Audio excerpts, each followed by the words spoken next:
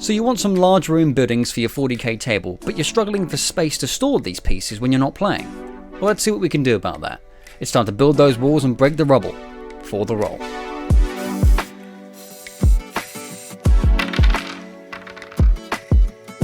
Large and imposing ruin pieces for your 40k table are almost a staple at this point, allowing line of sight blocking, infantry troops to move up first turn without getting shot off the board, and simply just making your table that much more immersive. Now, the only downside to homemade ruins is that, generally speaking, they're large, cumbersome, and an absolute pain to store and transport. And let's face it, if you've got the money to buy the insanely costed GW terrain kits, then good for you. But for the rest of us, I wanted to provide a solution that allowed us to store those at a fraction of the space and are able to be transported relatively easily as well, while still giving an imposing look on your tabletop. So in this video, we're going to be looking at how to build those effective ruin pieces for your 40k table, still be flat packable, and yet still be visually striking as well. For this build, you'll need A3 poster board, 2 sheets, spare XPS foam strips, builder's sand, Mod Podge, acrylic paints, 3mm magnets, and a hot glue gun. The first thing I want to make sure that we get right is the dimensions of our buildings. I know that I'd like to have at least one additional floor so that I can put units on the higher levels and make my game more of a 3-dimensional play rather than just on a 2D flat plane.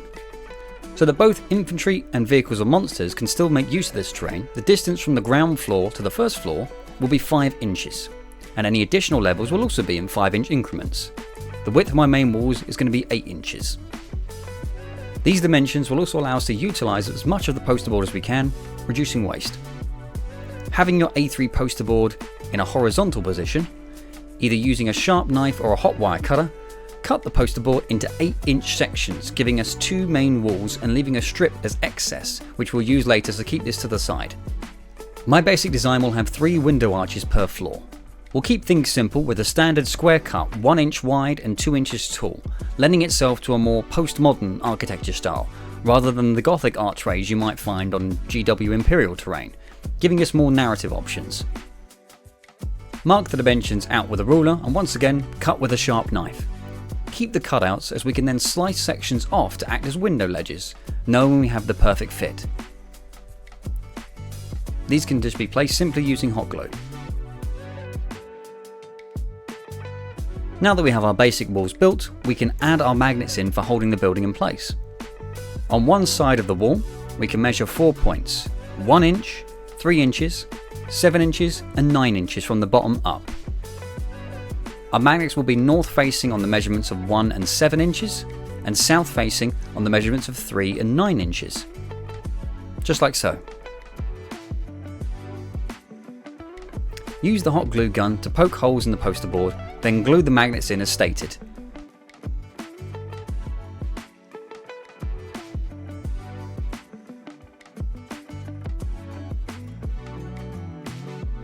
We can then repeat the process on the opposite side of the other wall.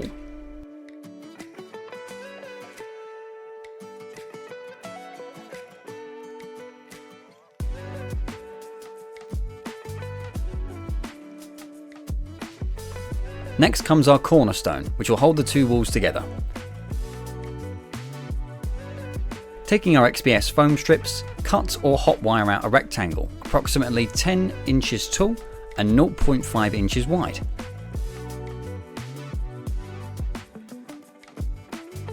We can then add the same magnet markings along the edge of one face, 1 inch, 3 inches, 7 inches and 9 inches. Rotate the piece to the next face and mark the same on the closest edge, like so.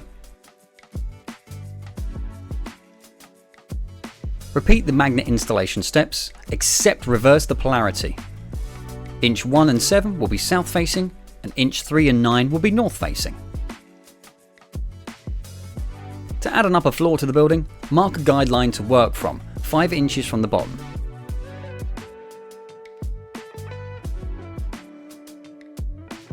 Using the scrap poster board strip that we put aside earlier, cut this into 2, and then hot glue this into place just below the guideline we just drew.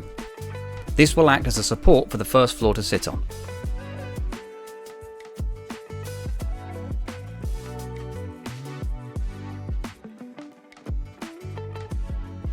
Measuring in from the magnet side of each wall, mark points at 1 inch, 4 inch and 7 inches. We can then glue in magnets with the polarity of north facing on the 2 outside holes and south facing on the inside hole. Grab the second sheet of poster board and cut out an 8 inch by 8 inch section, leaving 2 sides perfectly flat, and then cut out as you see fit to give the effect of a broken floor.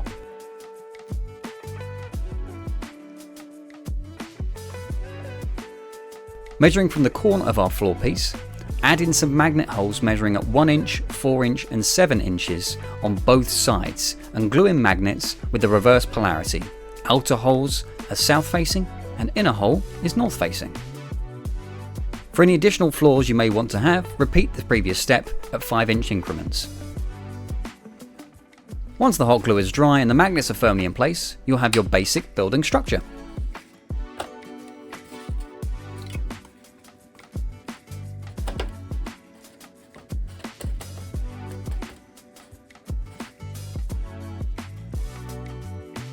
Now that we have our basic structure complete, we can then add additional detailing to bring the piece to life.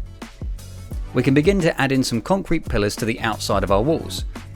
Taking XPS foam strips like we did on the cornerstone, we can cut out small sections off of one face about halfway down and taper off.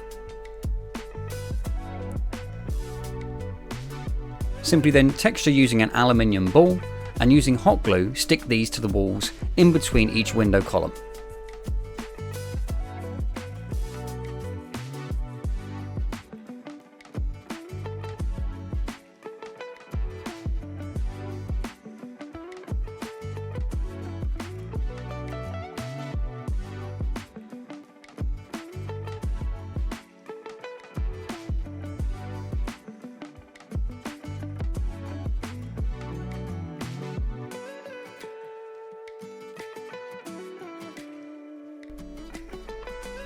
Next, we add a layer of Mod Podge and cover each wall and floor in the builder's sand.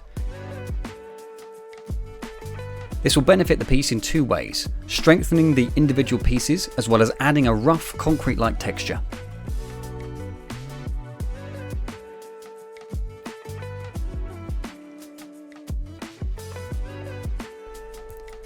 At this point you can also poke some small holes with a knife or a cocktail stick to give the effect of shooting impacts.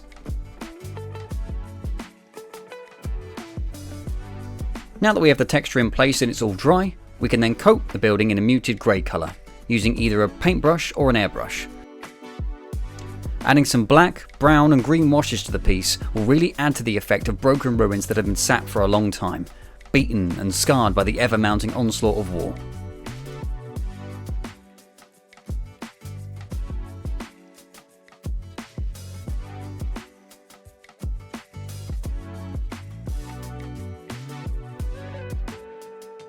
And using a homemade sealer, just adding a little bit of flock for that extra bit of detail.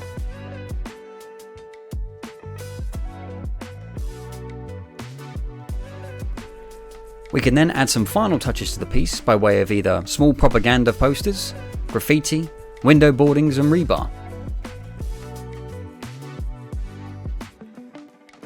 The poster is made just from a little piece of paper that we've added transfers and a little bit of paint to.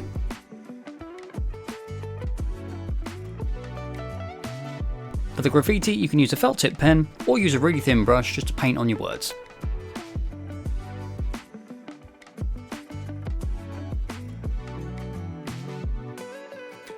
For the window boarding, I'm just using a little bit of screen mesh that I had spare from the last project and just placing them with PVA glue inside the window edges.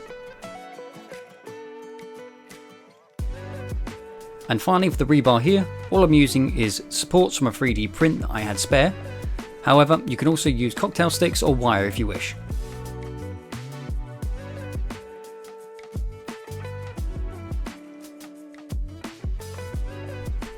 Now, let's see it on the tabletop.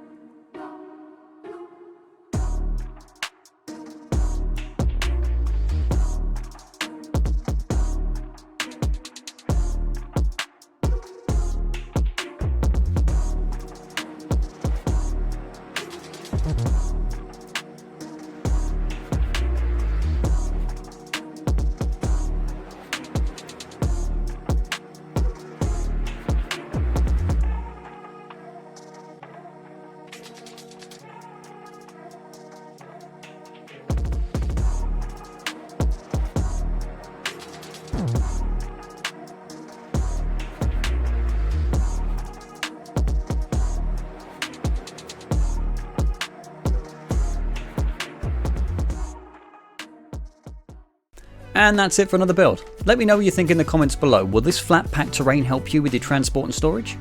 Don't forget to click those like and subscribe buttons, as this will help the channel grow to a much wider audience, and if you've enjoyed the content, I'm sure others will too.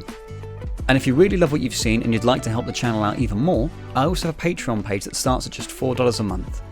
Patreon members get access to a range of benefits, and you'll also be supporting me create new videos to improve your tabletop experience. A huge shout out to our channel producer, Danny H, and all the other Patreon members as well. Your support means the world to me, and I couldn't do this without you. Once again, thank you for watching, and I'll see you in the next video.